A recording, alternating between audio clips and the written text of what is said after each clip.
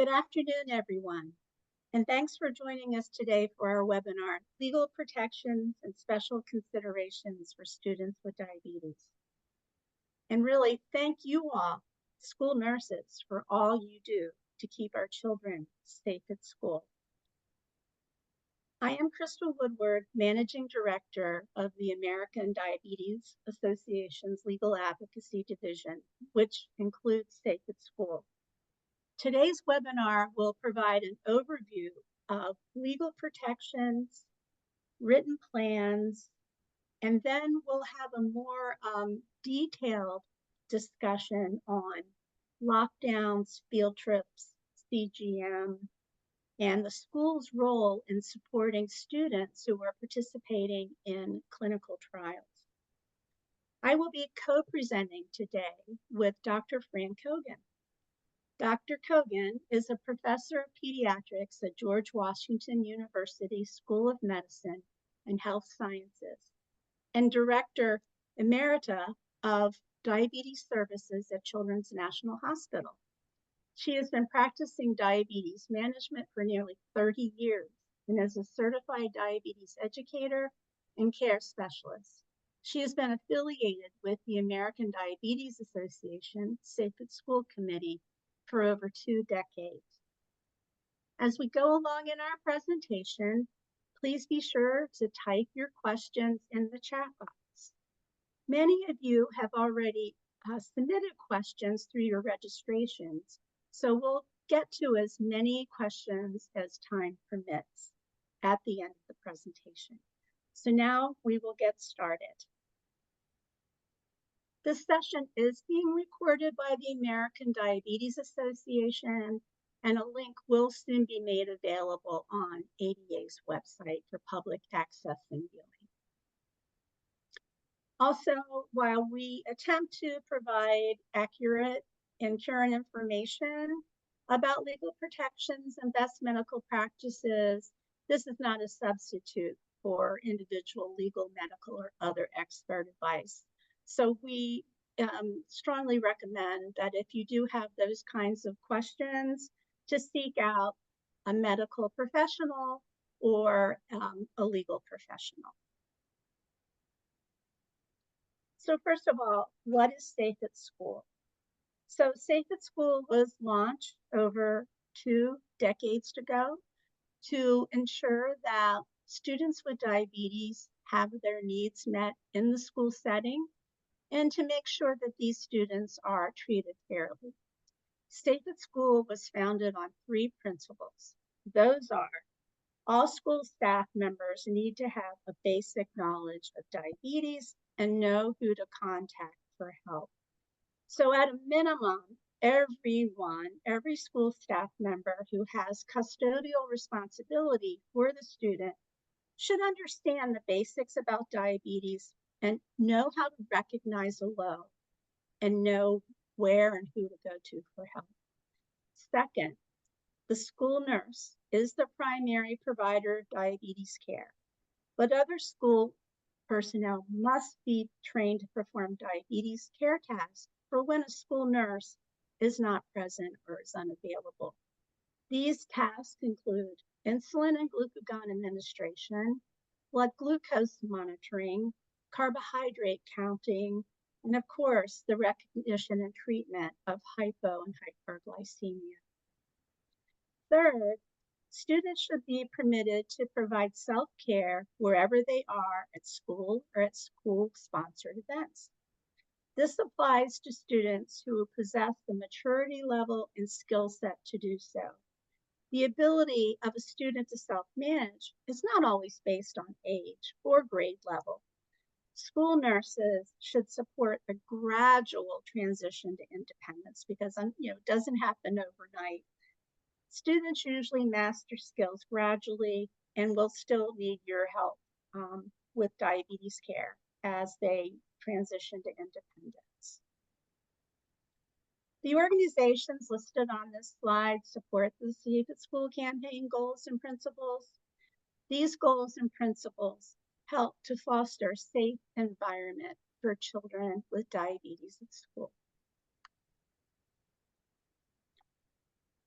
So what do students need to manage their diabetes at school? They do need timely access to the school nurse and/or trained school staff to provide the diabetes care during the school day and all school-sponsored events in accordance with the student's Diabetes Medical Management Plan, or DMMP, or the provider's orders. So there needs to be somebody available on site at all times who has been prepared and trained to provide care to the student with diabetes. For students who are able to self-manage, we want them to be able to self-manage their diabetes anywhere, anytime, everything from insulin administration to responding to CGM alarms to intaking carbohydrates. We want them to be able to self-manage anywhere, anytime. Trained non-clinical staff should be available to recognize and treat both the highs and lows. So we want to make sure that there are trained personnel who can help the student in the event of a diabetes emergency. Full and safe participation in all school activities, including field trips, dances, clubs, sports. It's not enough just to allow a student with diabetes to audition or try out for a sports team or a drama production. The school should also take actions to make sure that there is staff available who can provide diabetes care to that student. We want our students and families to have access to accurate carbohydrate and nutrition information. And this has really evolved and improved over the years. Most school districts do have this information available now on their websites, which is really great. Students with diabetes need school-based emotional support and psychological services. And also, which is even more important now, students need access to Wi-Fi with all of the ever-evolving diabetes technology. They also need access to supplies, equipment, medication, and food, not just when they're on campus or in their classrooms, but when they are on field trips and away from the school building and at all school-sponsored activities. And don't forget about the emergency evacuations and lockdowns and making sure that the students have access to their supplies and to care. And we're going to talk a little bit about this last bullet point later in the presentation about field trips and school-sponsored activities, emergency evacuations, and lockdowns. So you'll hear more about that soon.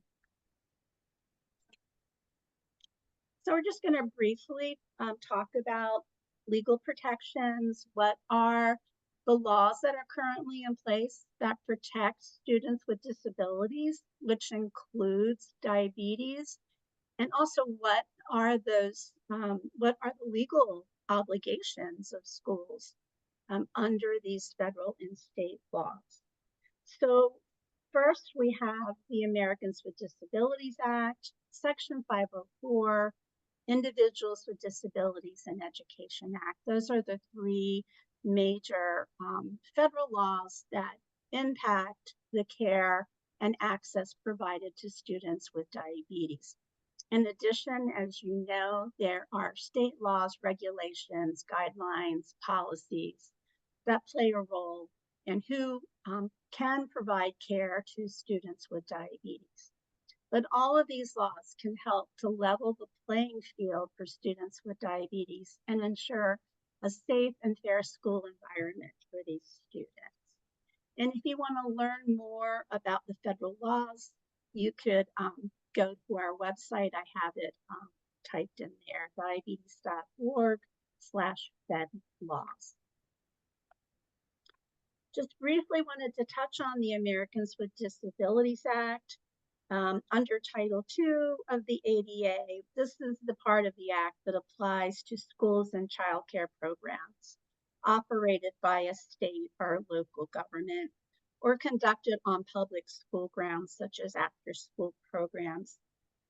Title III of the Act applies to what's called places of public accommodation.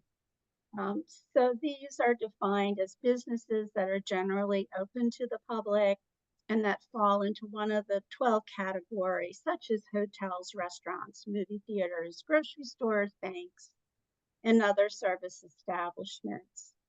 Also, schools and daycare facilities fall under Title III as well. And just to give you a better idea of the scope of the law, the following entities have obligations under the Americans with Disabilities Act. These would be preschools, elementary, secondary, post-secondary, private schools, and other places of education, and also daycare centers, senior centers, homeless shelters, food banks, adoption agencies, and other social service centers and establishments. Schools operated by religious entities are generally exempt from ADA's obligations. However, if religious schools do receive federal funding, they do have legal obligations to provide services to students with disabilities under Section 504. So many of you are probably familiar with Section 504 and have been part of 504 meetings for your students. So you know that 504 covers childcare centers and schools, as I said before, receiving federal funds. And under this law, diabetes is a disability that substantially limits a number of major life activities, such as walking, talking, eating, and endocrine function. So the major life activity that's substantially limited need not be learning. I know I do get questions sometimes from school administrators that if a student is a straight A student and is making academic progress, then does that student need the 504 plan? And does that student qualify? Yes, that student is definitely eligible for 504 plan and 504 services under that plan. The school nurse, as you know, is an important member of the 504 team that determines the eligibility for services and works with the family and the rest of the 504 team to develop the plan or IEP or other written accommodations plan.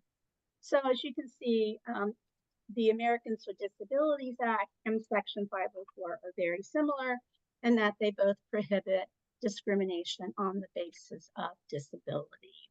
And both require that reasonable modifications or accommodations be put in place to meet the needs of that student.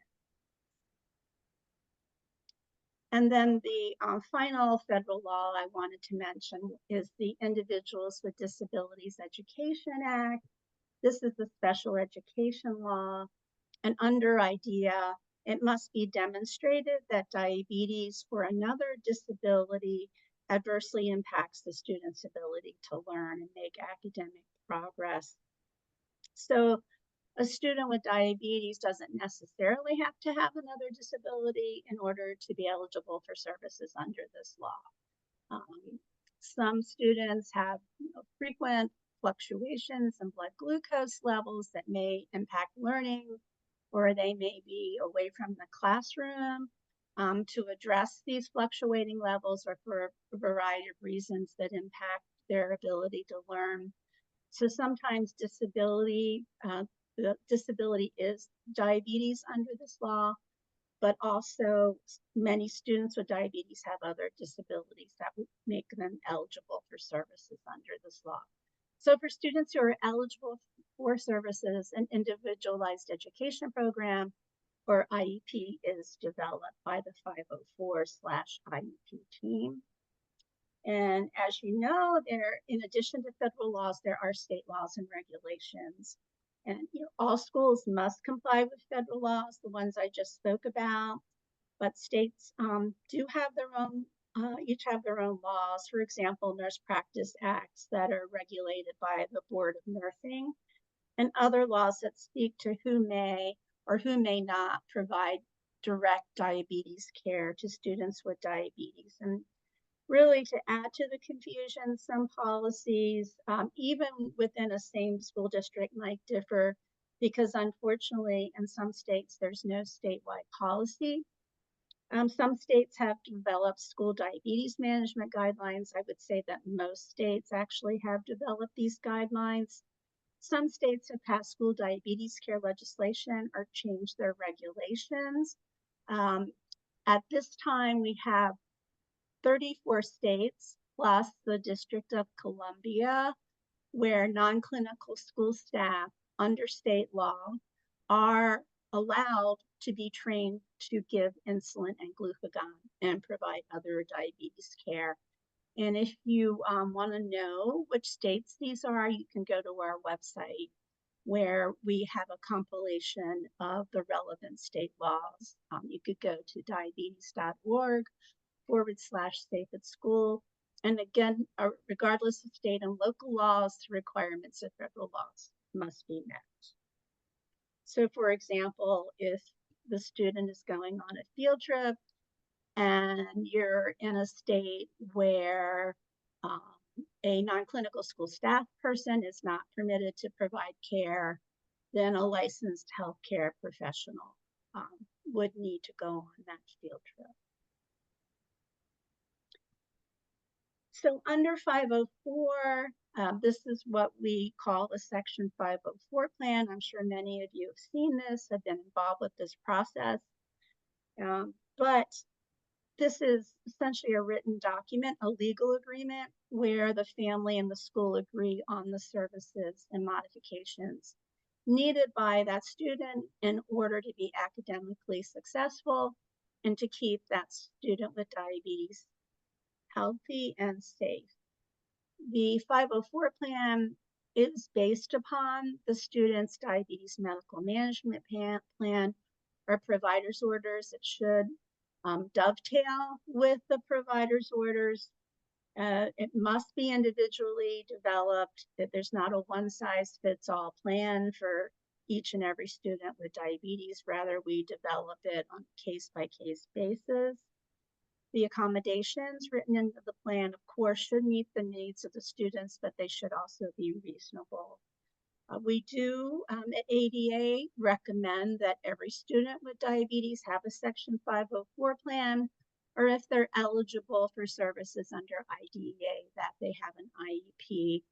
It's just always preferable that the services and modifications be put in writing so that everyone understands their roles and everyone understands what needs to be done to meet the needs of the child.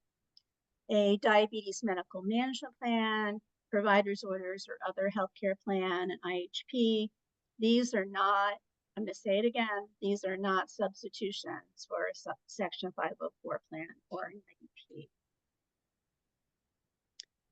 So these are just some examples of reasonable accommodations that might be included in a 504 plan for a student with diabetes. Students with diabetes can't be left behind from a field trip or excluded from extracurricular activities just because the school nurse can't go. Parents can't be required to chaperone or accompany the child on our field trip or be present for extracurricular activities. It is the school's responsibility to provide a school nurse or other trained person who is prepared to provide needed care to the child. Again, schools are responsible for providing that needed care. Teachers and school staff need to know where and how to access diabetes supplies during an emergency evacuation lockdown. Students should be provided with Wi-Fi access. And school nurses and staff should provide needed care and support students who are participating in medical clinical trials. So these are just some examples of what should go into a student's 504 plan. So now I'm going to turn our program over to Dr. Kogan.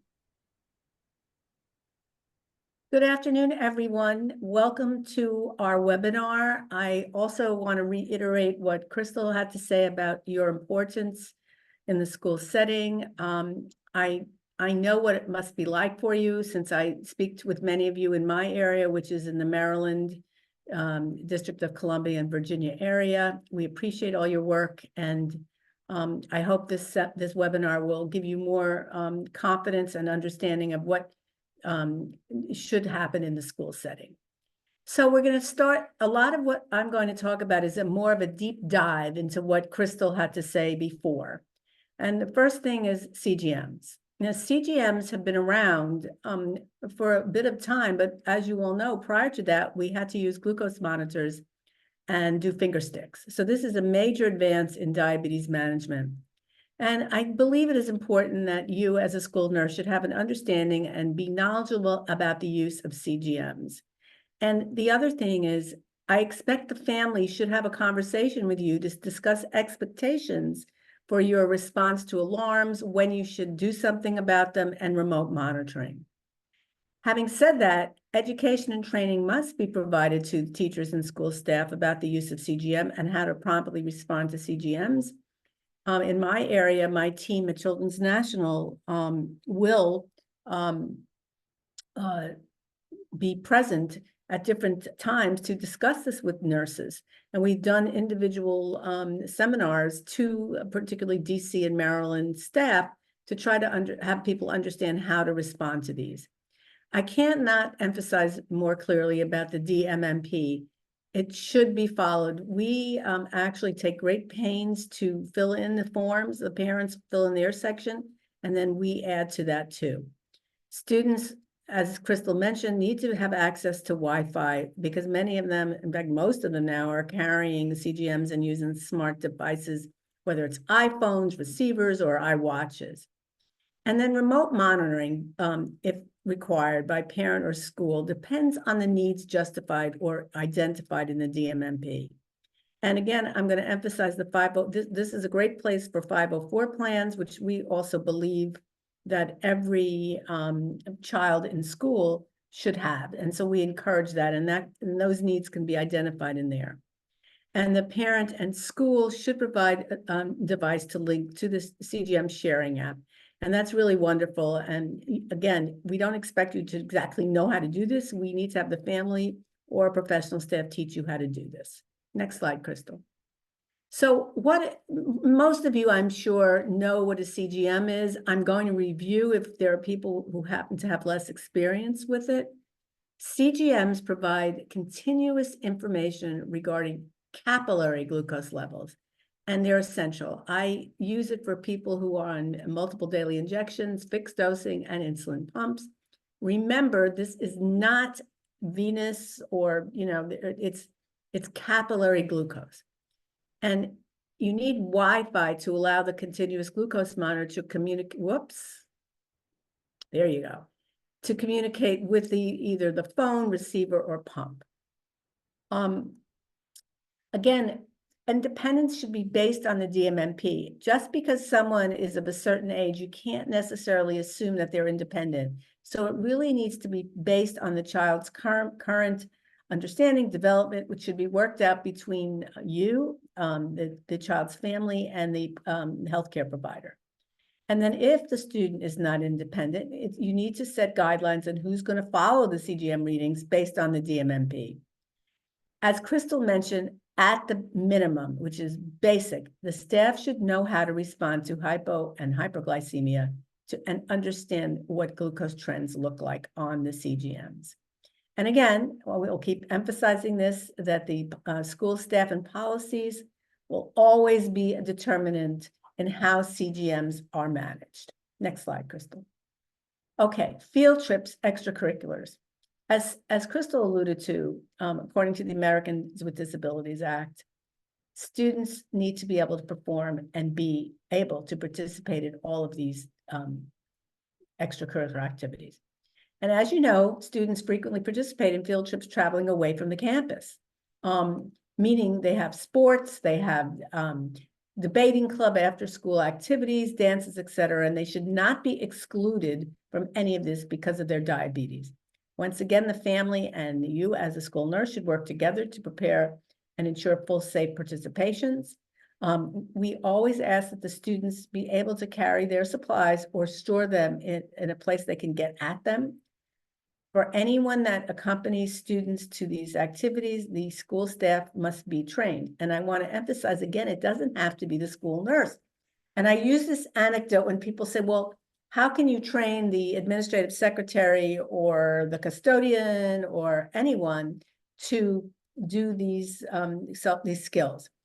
I want to remind you all that most parents are not healthcare professionals, and we train them and they're really able to do all these tasks. So I don't want people to feel intimidated that if you're not a healthcare professional, that you can't do these skills. We have families that we do teach, and again, we will your local diabetes care provider should have a way to teach you how to do this.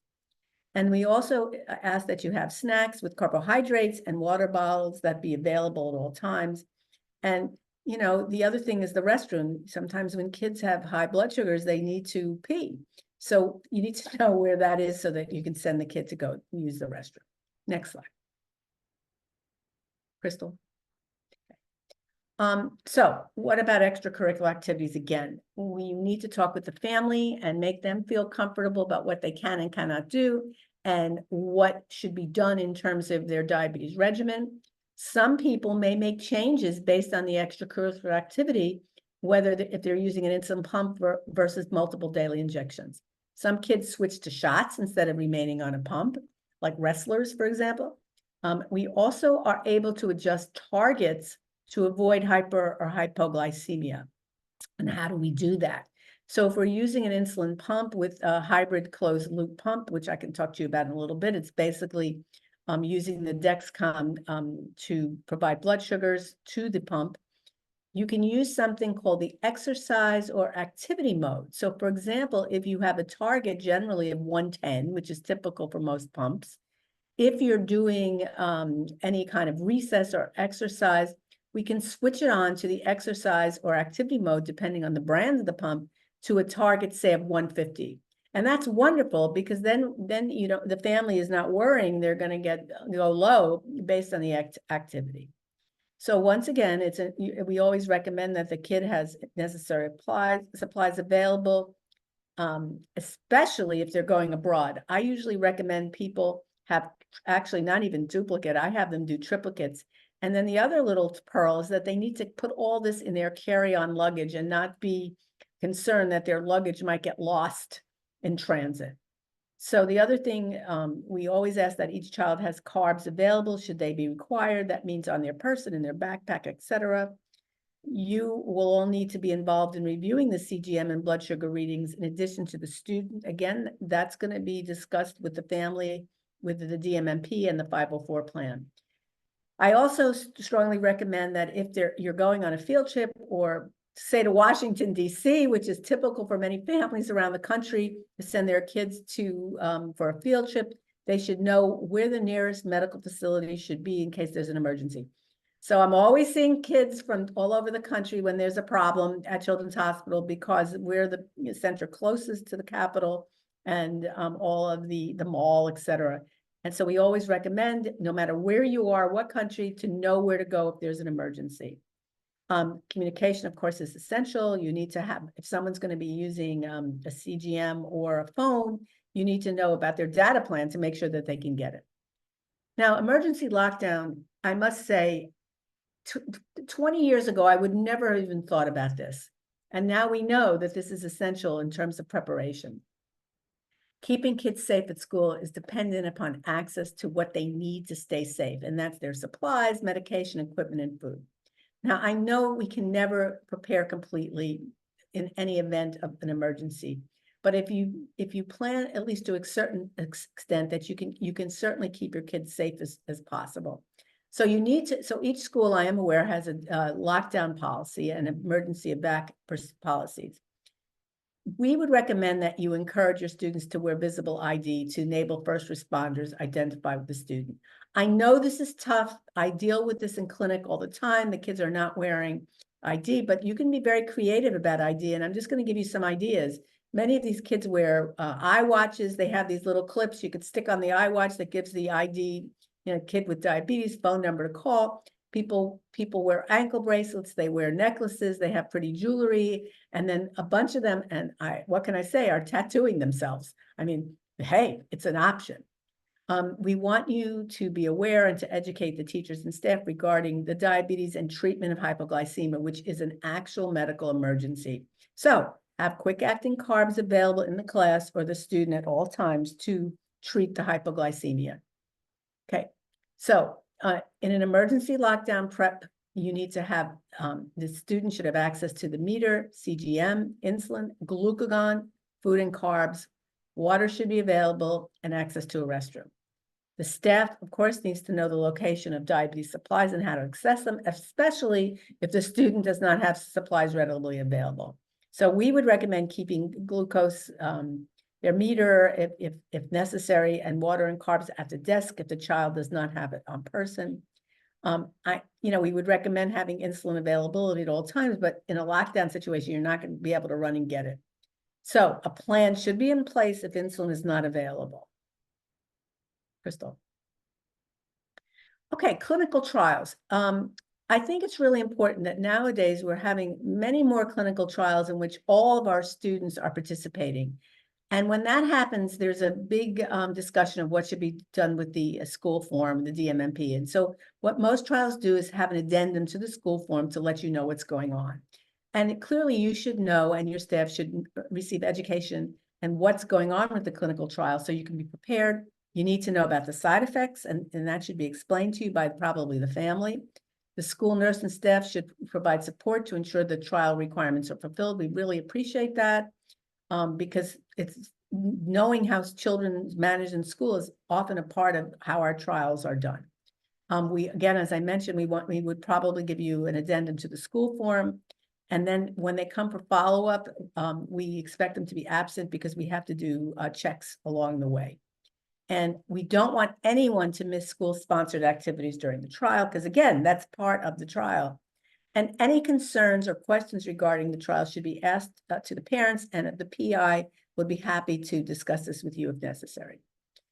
All right, so what we want to do is show you what is available to you in terms of resources. So this is the DMMP, of which I have to say I'm very proud of. Crystal worked very hard with our Safe at Schools team to try to get it as detailed as possible. And I know it could be a little overwhelming, but everything is there. It includes orders for new tech and diabetes treatment therapies. We have the family fill out the form with the parent, and then the provider does the provider part. There's a page for dosing orders, gives you, and you get a foundation for the 504 plan. This is available with that link online. And then we have more literature for you, and this was published in 2002 with the Safe at School Working Group, and it's meant for you, school administration staff, along with childcare providers, families, diabetes providers, and policymakers. And it's giving you now more information on technology and also treatment therapies for type 2 diabetes, which is becoming a major epidemic, talks about mental health and responsibilities for you and the DMMP. And you can use this in conjunction with ADA school training modules. So here's the link to download the school guide. And this is another piece of literature for what you need to know. It gives a curriculum that school nurses and educators can use to train your non-clinical staff. There are slide decks. There's even a quiz available at the end. And this has been shown to increase diabetes awareness at parent and staff meetings. Next slide, Crystal. Okay, this we worked on to give you some guidance about the continuous glucose monitoring for school. It gives you general information on the CGM use in the schools, talks about the benefits, recommendations for data sharing and remote monitoring, talks about trend, arrow management, and backup plans. But I want to inform you again, we are aware these are general guidelines, and a lot of it has to do with what resources you have at your school. Okay, and this is the child care statement, which has been published in 2024, gives you more information about tech. There's a big psychosocial section, which is very important, legal developments with updated resource lists and data and stats. Okay, and here are other resources. There's case studies, overview of insulin concentrations for you, more specific information on emergency lockdown, and tips for you. Here is the link. Okay, so what are we working on now? And we meet quarterly, and we're on lots and lots of subcommittees, and we do this while we're working usually at 12 noon or at extra times. We're constantly working to make that DMMP workable. We provide updates to the school guide, and there are training school decks regarding the pump, CGM, because you're getting new technology every month. And there's a school position statement, update and related resources. We give you that 504 plan update and template. I've had my families use that all the time when they're meeting with school personnel. We have hypo and hyperglycemia one-pagers. And then what I think is really a new thing that we're talking about is an undesignated glucagon bill monitoring and input. In other words, having glucagon available, like you have an EpiPen, perhaps, where you don't have a specific patient prescription, because in an emergency, you want to have that available. And then, of course, there's back to school virtual workshops for nurses, providers, parents, and guardians this summer. Okay, so this is how you can get CE credits. Next slide. Virtual events. This should be a very popular one. CGM. Okay. Next slide. Okay. I wanted to spend a little time about what's happening with T1D screening and awareness. This is becoming a very hot topic because very recently there has been a new drug that can actually slow down progression of what we call stage 2 diabetes. And then this medication can slow it down for at least 2 years. And we're trying to develop awareness materials for this in the type 1 community. And I'm going to talk a little bit about this now. Someone even asked this question in one of the questions that were sent previously. Okay, next slide. Okay, I'm going to summarize this for you. Many of you know this, but this is a great poster which basically explains type 1 and what are the symptoms. You may be the one, by the way, the school nurse, to figure out someone is developing diabetes, and you may save a trip to the emergency room to deal with diabetic ketoacidosis. Symptoms include increased peeing, increased thirst, feeling very hungry, fatigue, blurry visions, slow healing cuts, and weight loss. Then, let's see, I'm getting chats here. This is where I want to talk about risk. If you have a family history or type 1 diabetes in the family, we can do antibody testing in first-degree relatives to see if they are at risk for the development of type 1 diabetes. So what we are doing this now in first-degree relatives. If families wish it, we screen for the pancreatic antibodies, and if they're positive, we do further testing to see if they're at risk for developing type 1 diabetes. The important thing is here, if we can prevent DKA, this could really be a game changer, because I don't know if you're aware of this, there are cognitive difficulties that can occur even with one episode of DKA. Now, if antibodies are negative, we will probably want to repeat these testing with either your PCP or us. Okay, next slide. Okay, so the other thing that ADA actually has this AABBC approach to know which type of diabetes it is. A lot of adults think that if they get diabetes, it's type 2. That is not true. We have families that get what's called latent autoimmune diabetes, which is basically type 1 in older people. However, if they're less than 35, it's very likely it's type 1. And you need to have autoimmunity for this, someone with autoimmune disease, such as thyroid, celiac, or juvenile rheumatoid arthritis. If the BMI is less than 25, it's more likely type 1, also family history of type 1, because there's a genetic predisposition. And if someone is on like oral medications and not doing well, one better start thinking of type 1. And as I said, we want to be careful if there is type 1, because there are comorbidities to it. Now, this is what we're talking about in terms of antibody testing to identify stages of diabetes. The way to think about this is that there's stage 1, stage 2, and 3. Stage 3 is overt type 1 diabetes. You got it. In stage 1, you might have some immune activity, meaning the presence of some antibodies, and we know which ones to test Three examples are glucose, GAD 65 antibodies, insulin antibodies, and zinc transporter antibodies, and there are several more. Now, these kids in stage 1 do not have any blood sugar problems. They just have antibodies. So if we did any glucose tests, they would be normal.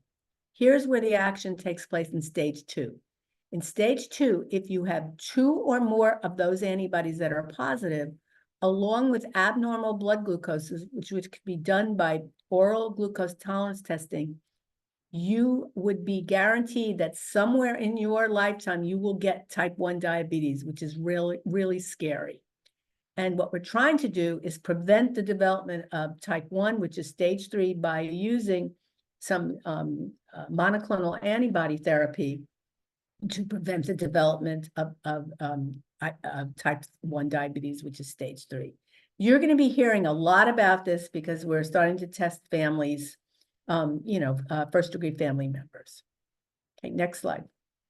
Okay, and this is more of another poster, which is basically the same thing I just talked to you about. And I just talked about type 1, type 2. The difference is that your body does not use insulin properly. And this is called insulin resistance.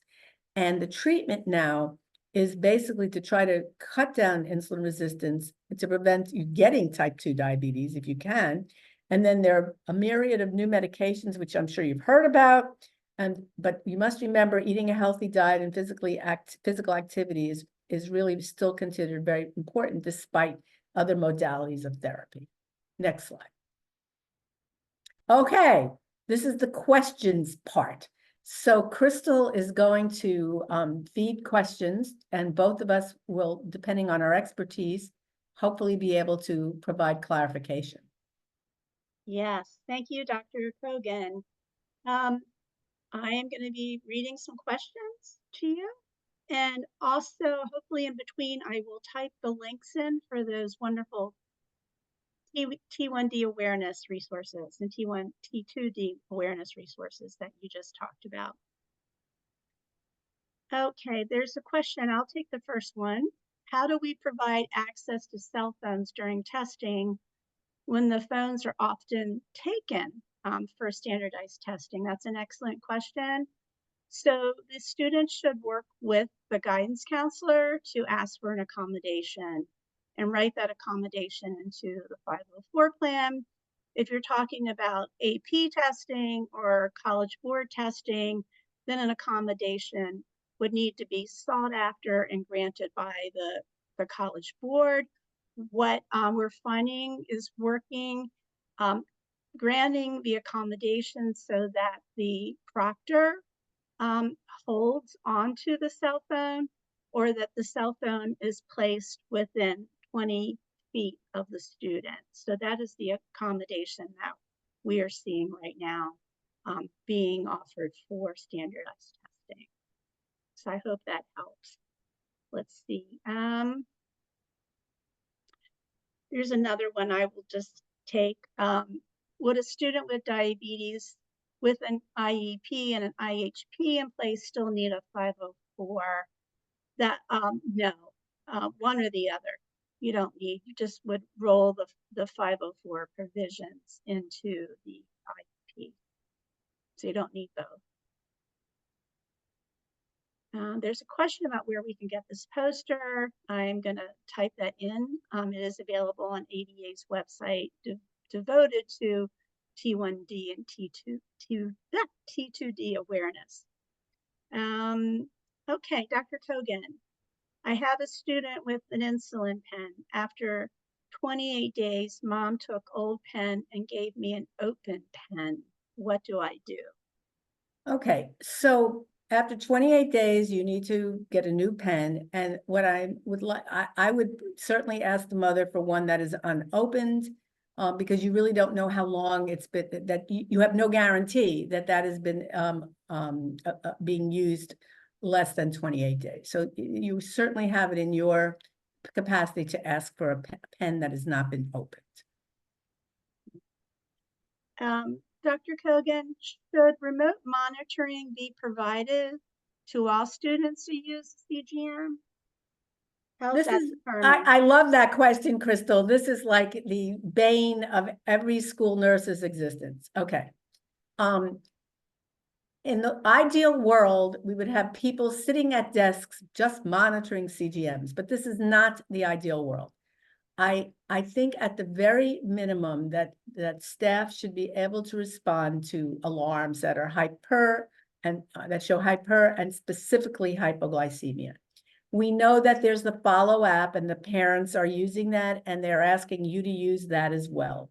I think that the real issue here, even for my teams or my school staff in my area, is resources. You need to hammer this out, what the school can and cannot do. There's no, we recommend general guidance. The more you can do, great. But I'm also aware of the limitations of staff.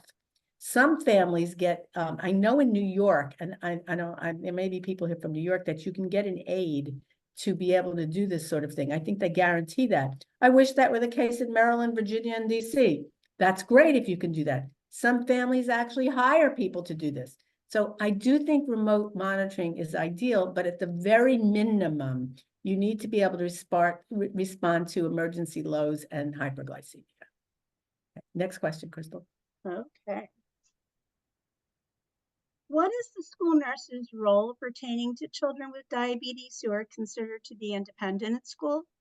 Okay, first of all, when that independent to me means that they don't necessarily have to check in with you in the nurse's office and so forth, I think it's important to realize that there are times that the independent student might be having trouble, i.e. hypoglycemia or hyperglycemia. So I would say that these children, or if they're assumed to be independent, can do their own self-skills, meaning bolus insulin, count carbs and all that. You are not necessarily responsible for doing the skill part. But I think you need to be aware that if they need help, so for example, if someone is hypoglycemic in the classroom, I don't expect the teacher to say, okay, go walk to the nurse's office. We would ask that someone accompany this child to the nurse's office to be safe. Next question. Okay.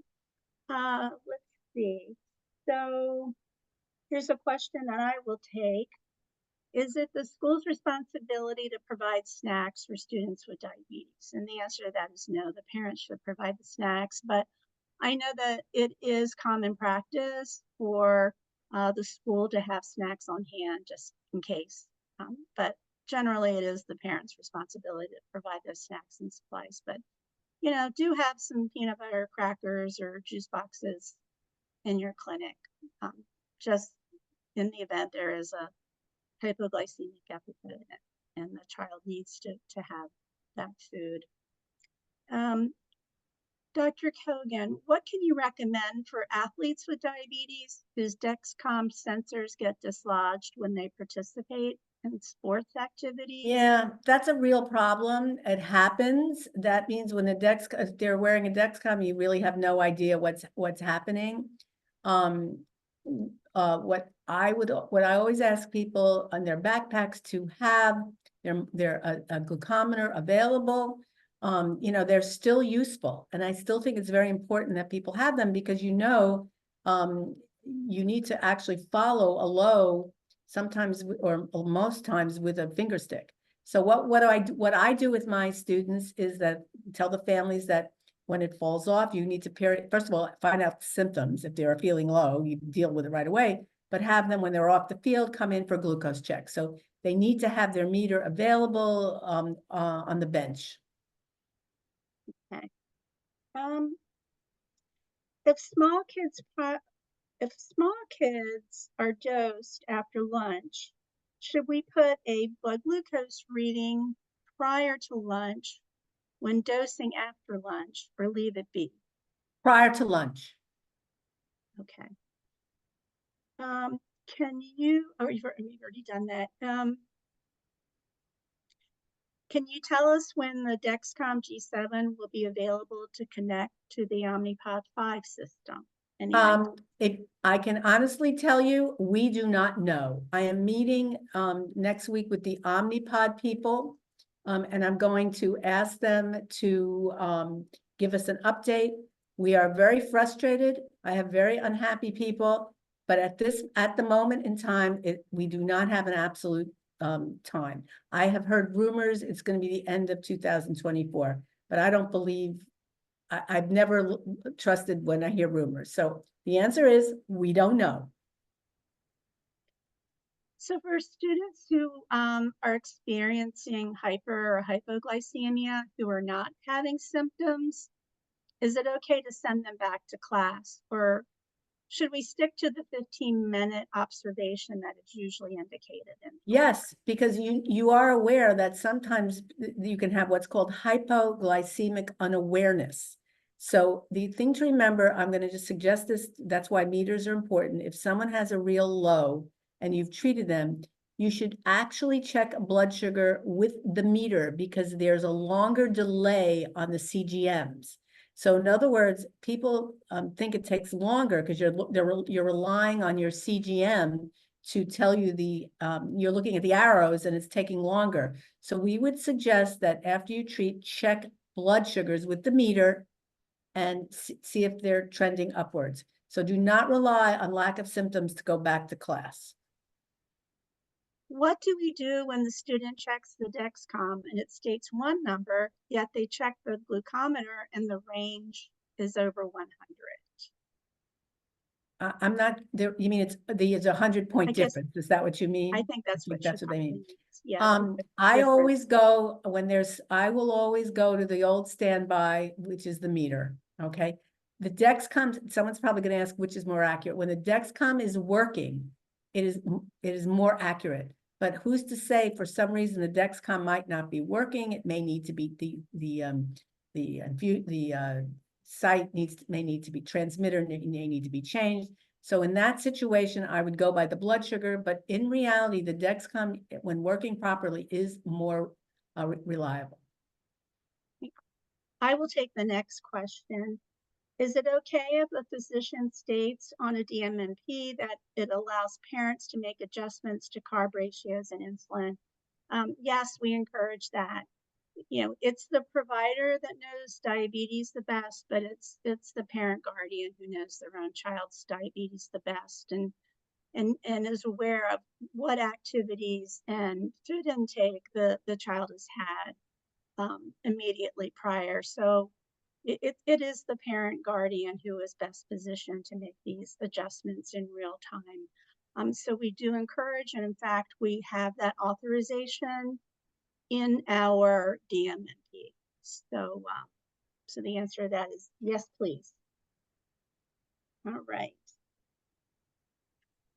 Do you rely on the accuracy of CGM versus the glucometer? Is the CGM more reliable? Yes. So as I said, in general, the CGMs are very, very reliable.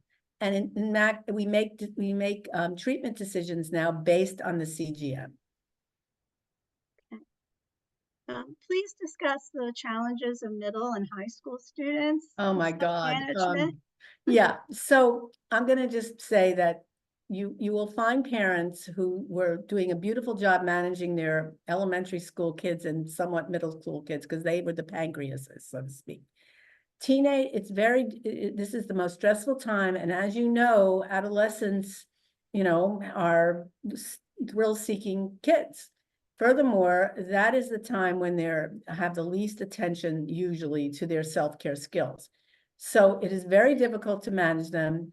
Many of them, there are other comorbid situations with them, including mental health issues, lots of depression. There's eating disorders, and I'm the one that usually spots that in the office when they're here for their routine visits. You may be able to spot that too. So this is the most challenging time for everyone, not only you as school nurses, but also for the healthcare providers and of course the parents. So in my office, I do the best that I can to try to support the parents and let them know that this is a tough time and that expect, in most cases, somewhat higher A1Cs. My goal is to keep them out of trouble, which means keep them from getting super low or getting in DKA and be as encouraging as possible. Good luck to all of us. Yeah. So that your best recommendations for keeping the DMMP up to date when there are frequent changes. So when we wrote up the DMMP, there's a section there, which I keep reminding people to look at, where we give certain percentages where you can make changes, certain guidelines, and we'll put them in for you, like changing an insulin to carb ratio. So for every time, we encourage our parents to make a change. I'll give you an example. If a lunch insulin to carb ratio is 15 and we change it to 12, that's within the jurisdiction of the parent to do so, because they're constantly changing it based on growth hormone release, based on exercise, based on, stress for exams and so forth and so on. So we really feel that's also self-care skills. That's very important. You do not, need a new DMMP if you're going to make those changes. Any insight on managing nonverbal students with diabetes? Yeah, I actually have a number of kids with who are significantly on the autistic spectrum. And you may be surprised that they're not that difficult to manage, because many of them feel very comfortable with routine. So I have to be honest with you, the ones that I take care of usually are doing very well, and they just need to be, you're basically doing the work. And many of them like to have the same routine all the time, eat the same number of carbs. So it's often in one way easier. Yes, they can't speak with you. So I also want them to wear Dexcom, so that, because I'm not going to know if they have any symptoms of hyperglycemia. So that would be very helpful to wear a CGM for these kinds of kids. I'll take the next question. Is it recommended or required that nurses travel with students with diabetes on field trips, or is it safe to send trained staff? If state law permits non-clinical school staff to be trained to provide diabetes care, then the trained staff can be sent on the field trip. If not, then the option would be to send a school nurse or a contract nurse on a field trip. But in 35 states, non-clinical school staff can give insulin and glucagon and provide other diabetes care. In those states that aren't included in the 35, some of the states have laws that do allow the non-clinical staff to give, allow them to give glucagon, may not allow them to give insulin. So you really need to check your state law. Somebody's asking about how they receive CEU credit for this. We're not offering CEU credit for this particular webinar. However, AEA does have 7 on-demand webinars as part of our Institute of Learning, where we do offer CEUs, and I will make sure that you all get that, that link so that you can participate and see those webinars and get the credit. And yes, we do have on our website at diabetes.org/safe@schools, there's a link to legal protections.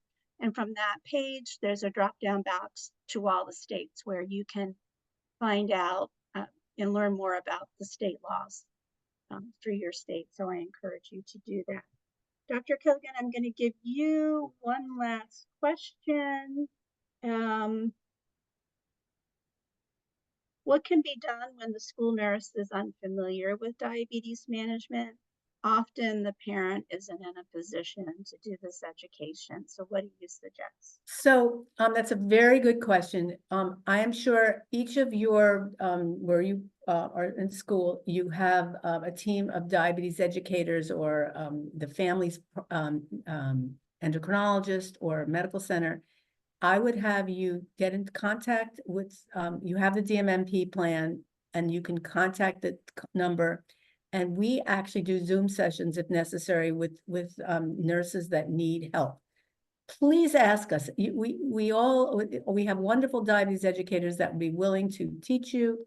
And also, if you're not the only one who may not have information, see if your team would be willing to do a presentation for you. Don't be hesitant to speak to the care providing team. Okay, thank you. And now we'll wind up our webinar. Thank you all for attending. Thank you for all you do for students with diabetes. We know that you have a lot of competing priorities. There's a lot on your plate, so we do appreciate the good care that you provide to students with diabetes. Again, this webinar was recorded. There will soon be a link available that you can take another look at the webinar, you can share. And also, we will get those URLs out to you that seem to be incorrect that I was typing into the chat. So we'll get that out to you as well. So again, thanks for attending. Thanks for all you do, and have a great school year. Thank you as well. Bye-bye.